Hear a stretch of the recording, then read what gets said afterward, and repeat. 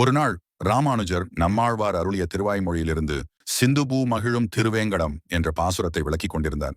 அதை சொல்லும்போது அவர் கண்களில் துக்க கண்ணீர் வழிந்தது.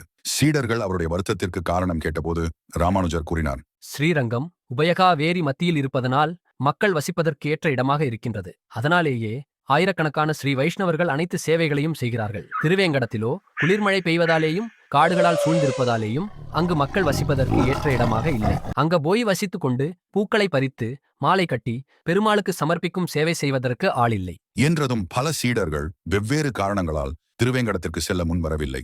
அப்போது சீடர்களிடையே ஆனந்தாழ்வான் என்றொருவர் எழுந்து, குருவே, நீங்கள் கட்டளையிட்டால் நான் திருவேங்கடத்திற்கு சென்று அந்த சேவையை செய்கிறேன். மிகுந்த மகிழ்ச்சியடைந்த ராமானுஜர் அனந்தாழ்வானை தழுவி, தைரியமாக புறப்பட்டதனாலே நீர் ஒருவன்தான் ஆண் பிள்ளை என்று கூறி அனந்தாழ்வானுக்கு அனந்தான் பிள்ளை என பெயரிட்டார். உடனே அனந்தான் பிள்ளை கர்ப்பமாக இருக்கும் தனது மனைவியுடன் திருவேங்கடத்திற்கு புறப்பட்டார்.